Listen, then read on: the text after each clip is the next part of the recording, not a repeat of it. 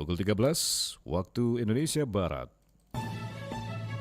Radio Republik Indonesia Palembang dengan Warta Berita.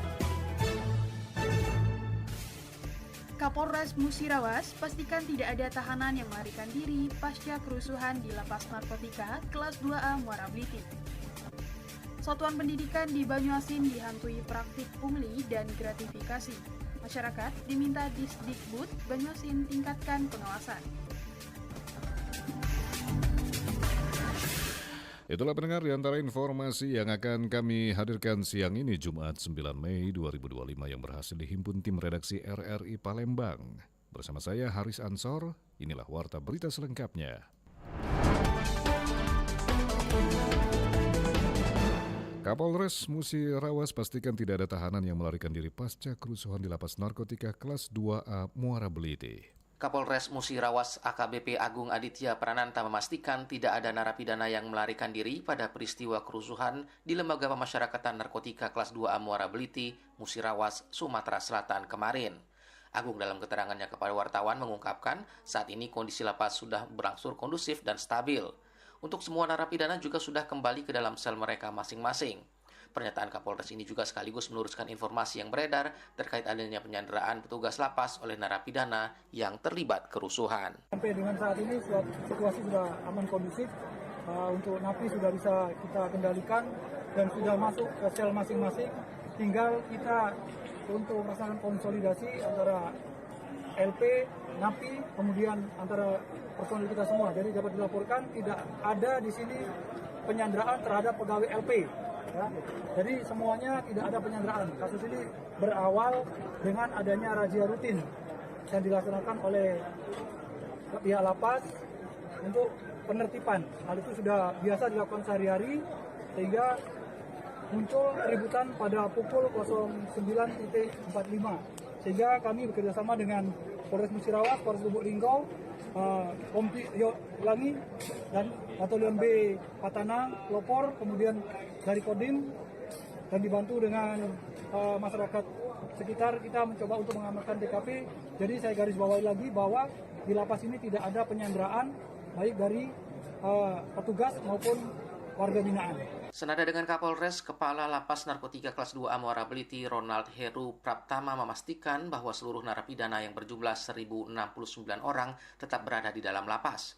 Terkait dengan narapidana yang diduga menjadi pemicu kerusuhan, Kalapas menyatakan pihaknya telah berkoordinasi dengan Kepala Kantor Wilayah Direktorat Jenderal Pemasyarakatan Sumatera Selatan, Erwindi Suprayanto, untuk mencari solusi. Saat ini pihak lapas tengah fokus pada perbaikan fasilitas yang mengalami kerusakan akibat insiden tersebut. Pihak kepolisian masih terus melakukan penyelidikan mendalam untuk mengungkap penyebab pasti terjadinya kerusuhan di Lapas Narkotika kelas 2A Muara Beliti ini. Riana Pridani melaporkan. Maraknya pungli di sektor pendidikan, pengamat pendidikan Sumatera Selatan menekankan pentingnya pengawasan dan transformasi.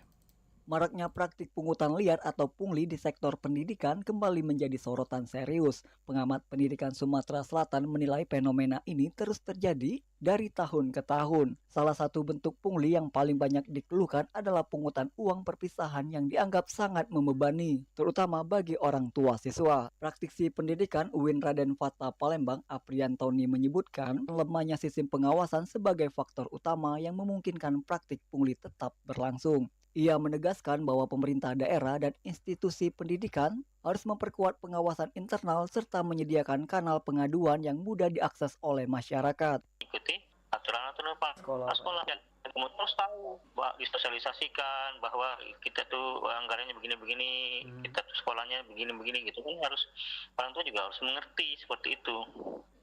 Nah, itu mungkin kalau dari perspektif dinas, ya buatlah seperti satgas anti pungli seperti itu kan.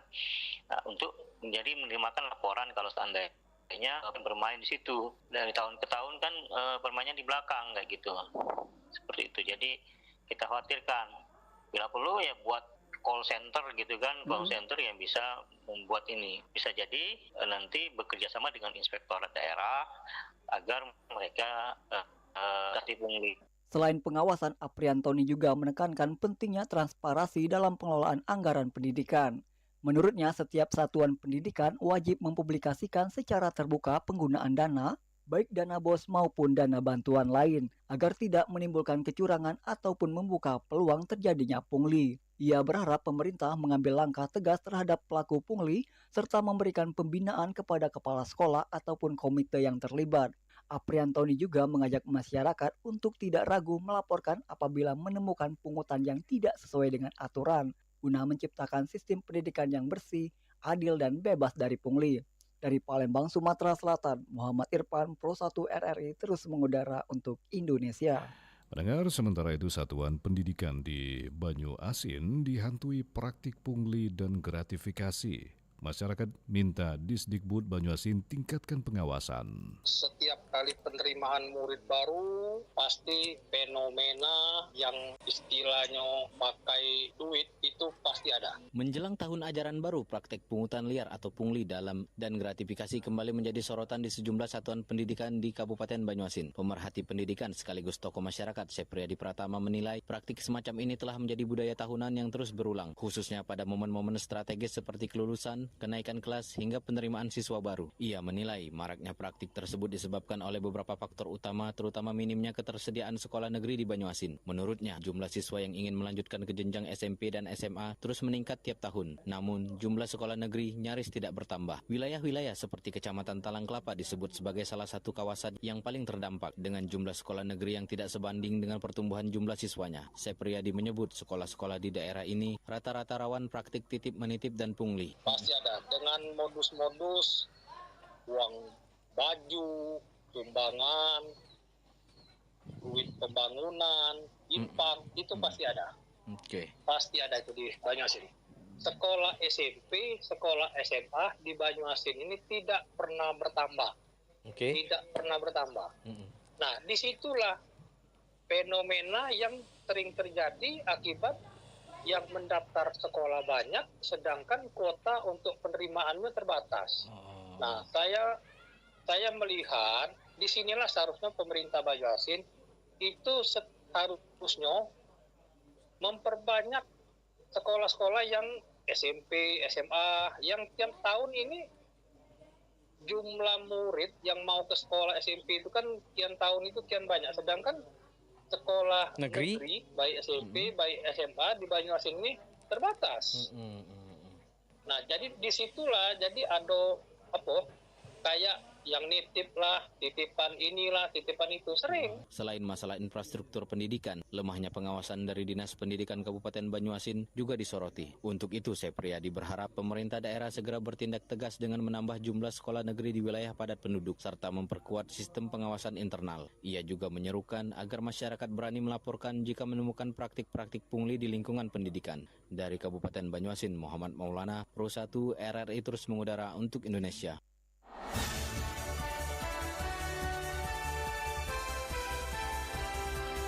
Warta Berita Radio Republik Indonesia Palembang.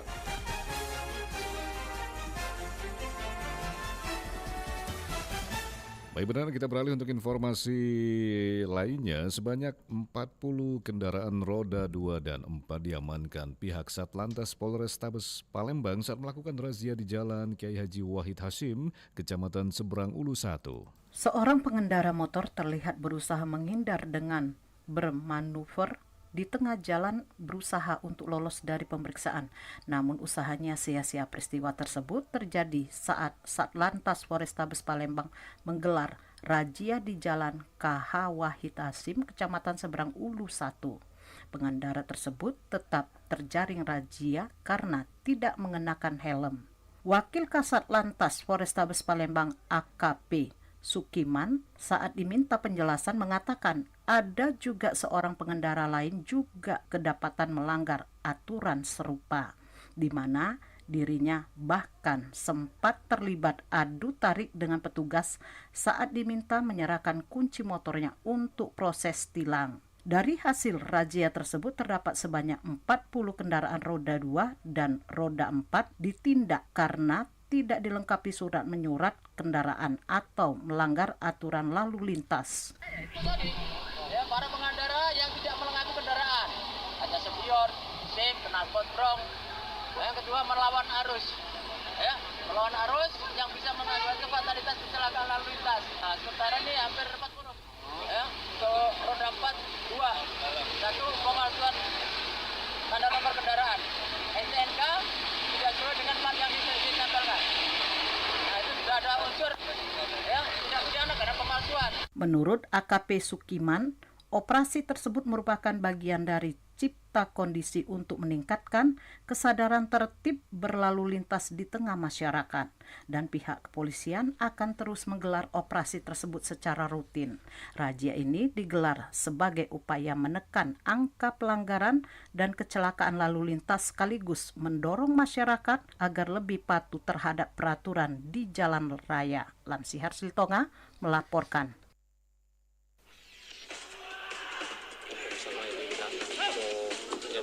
Olahraga atletik Sumatera Selatan berharap pemusatan latihan nggak usah mulu-mulu kan, karena dilihat dari persiapan sekarang WJFC tidak akan terpengaruh pelatih dengan pemain sudah memahami kesabaran masing-masing. Berita olahraga. Beralih ke informasi terakhir pendengar dari dunia olahraga, diberitakan komitmen memperkuat fondasi sepak bola usia dini ditegaskan Askot PSSI Palembang lewat penyaluran 50 bola kepada 14 sekolah sepak bola atau SSB di kota Palembang. Program ini bukan hanya sekedar bantuan, tapi bagian dari strategi pembinaan jangka panjang. Wakil Komite Pembinaan Usia Dini Askot PSSI Palembang, Rionardo Ayubitama, menyebutkan bahwa program ini akan dilakukan secara berkala setiap 3 bulan untuk menjawab minimnya sarana latihan di banyak SSB. Mungkin ada yang bilang, sarana kami kurang, prasarana kami kurang. Mungkin langkah awal Askot ini, kita yang sesimpel seperti apa, baru bisa memberikan bola yang digunakan untuk mereka berlatih sehari-hari. Respons positif datang dari para pemain muda. Andin, salah satu pesepak bola putri Palembang, mengaku termotivasi dengan perhatian yang diberikan. Dengan dukungan rutin seperti ini, Askot PSSI Palembang berharap akan lahir lebih banyak pemain berbakat yang mampu mengharumkan nama daerah di kancah nasional, bahkan internasional.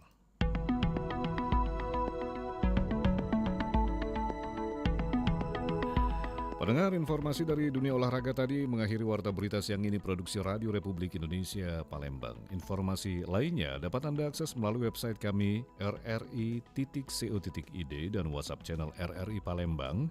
Juga Anda bisa mengikuti media sosial terverifikasi kami, Facebook, Instagram, TikTok, dan X @RRI Palembang.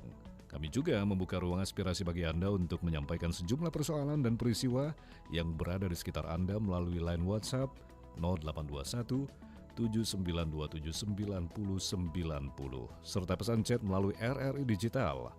Mewakili kerabat kerja yang bertugas, saya Haris Ansor. Terima kasih atas perhatian Anda. Selamat siang.